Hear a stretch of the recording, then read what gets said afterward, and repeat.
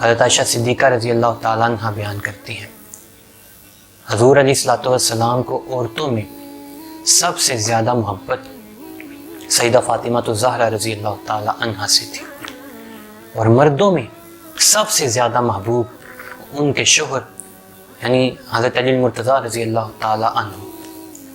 مردوں میں سب سے زیادہ محبوب حضرت علی تھے، اور عورتوں میں سب سے زیادہ محبوب سیدہ فاطمہ الزہرا رضی اللہ تعالیٰ عنہ۔ اور امام ترمذی نے حضرت ابن عمر رضی اللہ تعالیٰ عنہ آپ سے روایت کیا ہے، حضور علیہ الصلوۃ والسلام نے صحابہ کرام کے درمیان مواخات قائم فرمائی۔ حضرت علی المرتضیٰ رضی اللہ تعالیٰ عنہ روتے ہوئے سرکار کی خدمت میں حاضر ہوئے، حضور کی خدمت میں آئے، آ کر کہتے ہیں یا رسول اللہ، آپ نے دوسرے صحابہ کے درمیان مواخات قائم فرمائی، لیکن حضور آپ نے مجھے تنہا چھوڑ دیا۔ حضور نے فرمایا علی انت اخی فی الدنیا والآخرہ، علی تو دنیا میں بھی میرا بھائی ہے اور آخرت میں بھی میرا بھائی ہے۔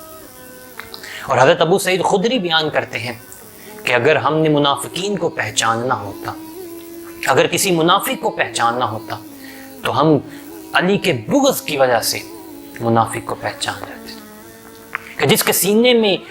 علی کا بغض ہو وہی منافق ہوگا۔ اور حضرت ابن مسعود رضی اللہ تعالیٰ عنہ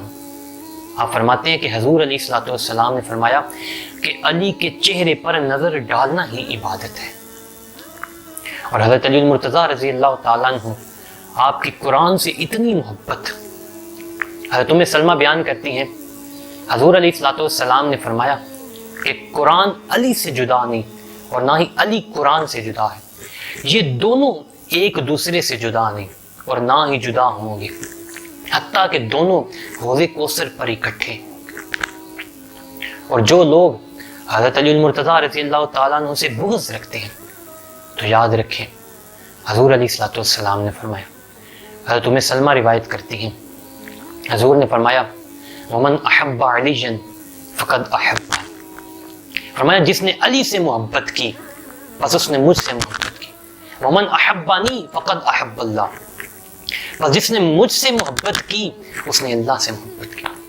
ومن ابغض علیًا فقد ابغضنی، اور جس نے علی سے بغض رکھا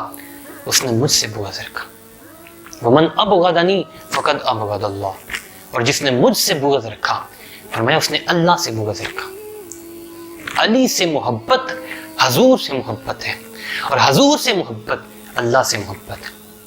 اور علی سے بغض حضور سے بغض ہے،